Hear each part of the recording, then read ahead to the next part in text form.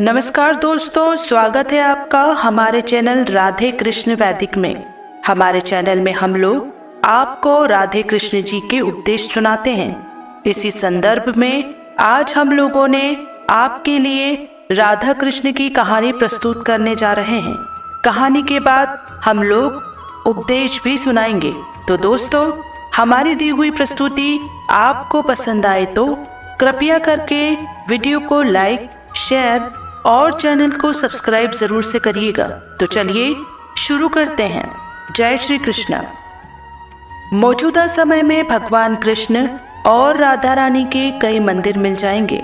मथुरा के वृंदावन में राधा रानी का भव्य मंदिर है।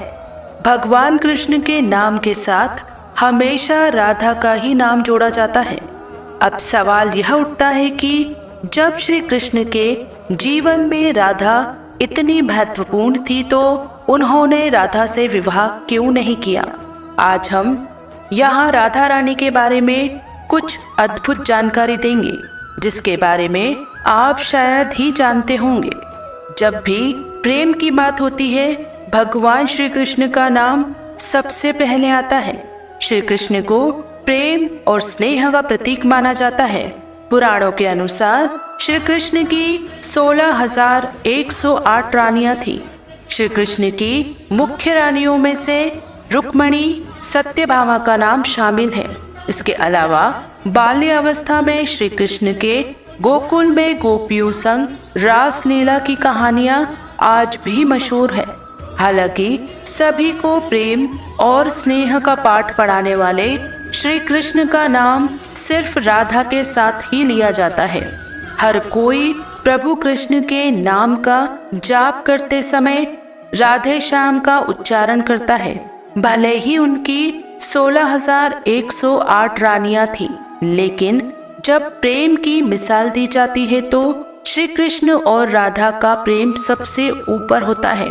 श्री कृष्ण और राधा की प्रेम कहानियां पीढ़ी दर पीढ़ी सुनने को मिलती है, लेकिन जब भी राधा रानी और श्री कृष्ण के प्रेम का जिक्र होता है तो यह सवाल जरूर मन में उठता है कि जब दोनों के बीच इतना प्रेम था तो कृष्ण ने राधा से विवाह क्यों नहीं किया।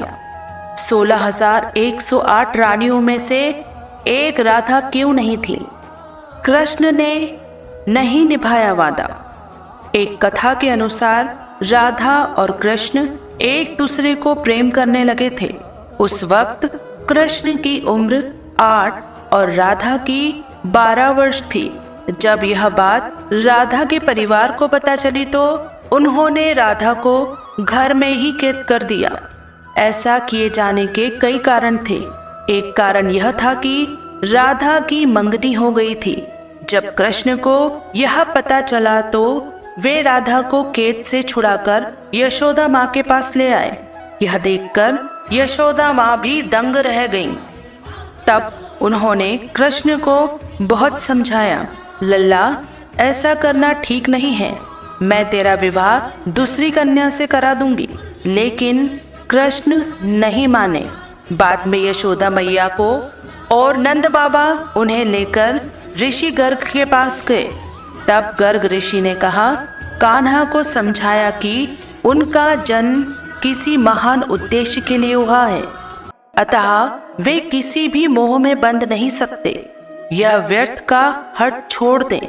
यह सुनकर कान्हा उदास हो गए और उस दौरान उनका बुलावा मथुरा के लिए आ गया। तब वे वृंदावन छोड़कर हमेशा के लिए मथुरा चले गए। कृष्ण जाते वक्त राधा से ये वादा करके गए थे कि वे वापस आएंगे, लेकिन कृष्ण कभी भी राधा के पास वापस नहीं आए और यही दर्द हमेशा राधा और कृष्ण के मन में रह गया।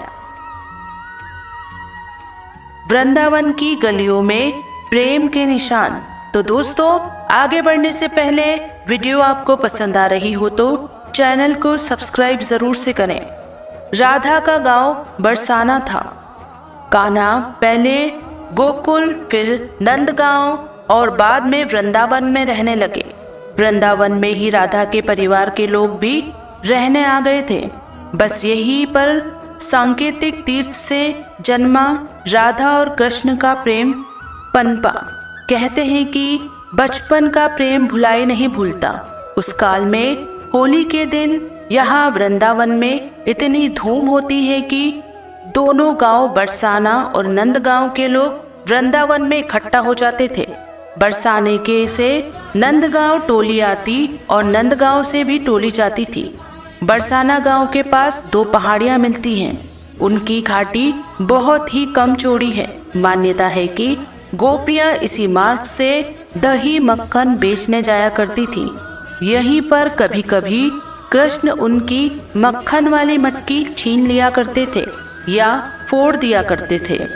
विष्णु पुराण में वृंदावन में कृष्ण की लीलाओं का वर्णन मिलता है। मान्यता है कि यहीं पर श्री कृष्ण और राधा एक घाट पर स्नान करते थे। यहीं पर श्री कृष्ण और गोपियां आंख मिचोली का खेल खेलते थे। यहीं पर श्री कृष्ण और उनके सभी सखा और सखियां मिलकर रासलीला अर्थात 30 त्योहारों पर नृत्य उत्सव का आयोजन करते थे।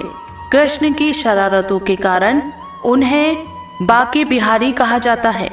यहाँ पर यमुना घाट के प्रत्येक घाट से भगवान कृष्ण की कथा जुड़ी हुई है।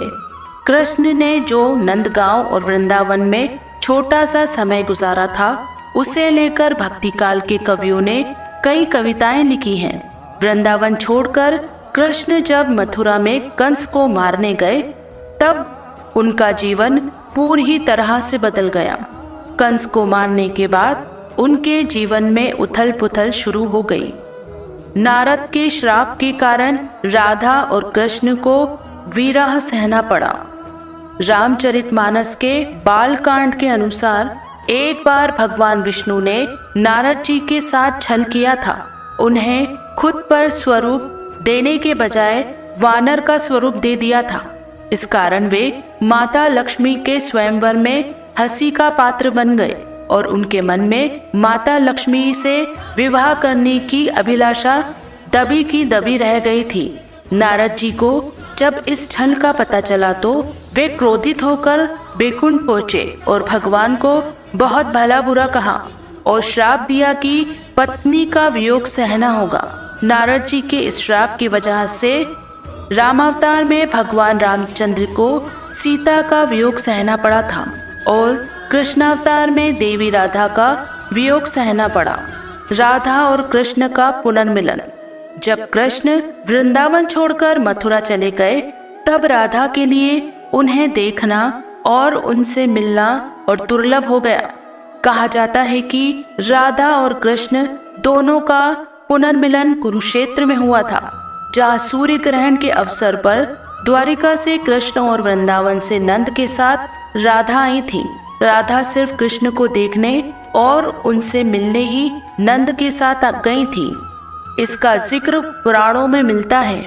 कहा जाता है कि जब द्वापर युग में नारायण ने श्री कृष्ण का जन्म लिया था, तब माँ लक्ष्मी ने राधा रानी के रूप में जन्म लिया था, ताकि मृत्युलोक में भी वे उनके साथ ही रहें। लेकिन ऐसा हो नहीं सका। राधा और कृष्ण के प्रेम की मार्मिक कहानी। तो दोस्तों, आगे बढ़ने से पहले यदि आपने अभी तक हमारे चैनल को सब्सक्राइब नहीं किया है तो तुरंत ही हमारे चैनल को सब्सक्राइब करें। धन्यवाद। राधा और कृष्ण के बीच पहले साकेत स्थल और फिर बाद में वृंदावन में होती रही मुलाकात के कारण प्रेम जन्म लेने लगा था। बचपन का प्यार बहुत गहरा और निष्काम होता है। श्री कृष्ण उस वक्त 8 साल के और राधा 12 साल की थी। कहते हैं कि उस वक्त श्री कृष्ण को 2 ही चीजें सबसे ज्यादा प्रिय थी, बांसुरी और राधा। कृष्ण की बांसुरी की धुन सुनकर राधा के जैसे प्राण ही निकल जाते थे। कई जन्मों की स्मृतियों को कुरेदने का प्रयास होता था और वह श्री कृष्ण की तरफ खींची चली आती थी। भगवान श्री कृष्ण से राधा पहली बार तब अलग हुई जब श्री कृष्ण वृंदावन छोड़कर बलराम के साथ कंस के निमंत्रण पर मथुरा जा रहे थे। तब उन्हें भी नहीं मालूम था कि उनका जीवन बदलने वाला है। यह प्रेम पूर्ण जीवन अब युद्ध की ओर जाने वाला है। पूरा वृंदावन उस वक्त रोया था राधा के लिए, तो जैसे सब कुछ खत्म होने जैसा था। राधा के आंसू सूखकर जम गए थे। बस श्री कृष्ण राधा से उस वक्त इतना ही कह पाए कि मैं वापस लौटूंगा, लेकिन श्री कृष्ण कभी नहीं लौटे और मथुरा में वे एक लंबे संघर्ष में उलझ गए। बाद में उन्होंने रुक्मणी से विवाह कर लिया और द्वारिका में अपनी एक अलग जिंदगी बसा ली। जब कृष्ण वृंदावन से निकल गए तब राधा की जिंदगी ने एक अलग ही मोड़ ले लिया था। राधा का विवाह हो गया, लेकिन राधा श्री कृष्ण के विरह में जीती और मरती रही। राधा ने अपनी दाम्पत्य जीवन ईमानदारी से निभाया और जब वे बूढ़ी हो गई तो उसके मरने से पहले एक बार श्री कृष्ण को देखने की आस जगी। सारे कर्तव्यों से मुक्त होने के बाद राधा आखिरी बार अपने प्रियतम कृष्ण से मिलने गई। जब वे द्वारका पहुंची तो उन्होंने कृष्ण के महल और उनकी 8 पत्नियों को देखा, लेकिन वे दुखी नहीं हुई। जब कृष्ण ने राधा को देखा तो वे बहुत प्रसन्न हुए। कहते हैं कि दोनों संकेतों की भाषा में एक दूसरे से काफी देर तक बातें करते रहे। तब राधा के अनुरोध पर कृष्ण ने उन्हें महल में एक देविका के पद पर नियुक्त कर दिया। कहते हैं कि राधा भगवान कृष्ण के महल से जुड़े कार्य देखती थी और मौका मिलते ही वे कृष्ण के दर्शन कर लेती थी। एक दिन उदास होकर राधा ने महल से दूर जाना तय किया। उन्होंने सोचा कि वे दूर जाकर दोबारा श्री कृष्ण के साथ गहरा आत्मीय संबंध स्थापित करेंगी। हालांकि श्री कृष्ण तो अंतर्यामी थे और वे राधा के मन की बात जानते थे। कहते हैं कि राधा एक जंगल के गांव में रहने लगी। धीरे धीरे समय बीता और राधा बिल्कुल अकेली और कमजोर हो गई। उस वक्त उन्हें भगवान श्री कृष्ण की याद सताने लगी। आखिरी समय में भगवान श्री कृष्ण उनके सामने आ गए। भगवान श्री कृष्ण ने राधा से कहा कि वे उनसे कुछ मांग लें, लेकिन राधा ने मना कर दिया। कृष्ण के दोबारा अनुरोध करने पर राधा ने कहा कि वे आखिरी बार उन्हें बांसुरी बजाते देखना और सुनना चाहती हैं। श्री कृष्ण ने बांसुरी ली और बेहद ही सुरीली धुन में बजाने लगे। श्री कृष्ण के दिन रात बांसुरी बजाई। बांसुरी की धुन सुनते सुनते एक दिन राधा ने अपना शरीर त्याग दिया। कहते हैं कि श्री कृष्ण अपनी प्रेमिका की मृत्यु बर्दाश्त नहीं कर सके और उन्होंने बांसुरी तोड़कर फेंक दी। उसके बाद से श्री कृष्ण ने जीवन में कभी बांसुरी नहीं बजाई। तो दोस्तों, आज के लिए केवल इतना ही। हम आशा करते हैं कि हमारी प्रस्तुति आपको पसंद आई होगी। अपने विचार अभिव्यक्त करने के लिए कमेंट करें, वीडियो को लाइक करें, शेयर करें और कृपया करके चैनल को सब्सक्राइब ज़रूर से करें। हम लोग आपके मंगल जीवन की कामना करते हैं। सदा स्वस्थ रहें, मस्त रहें और व्यस्त रहें। मिलते हैं अगले वीडियो में। तब तक आप लोग अपना ध्यान रखिएगा। जय जय श्री राम। हर हर महादेव।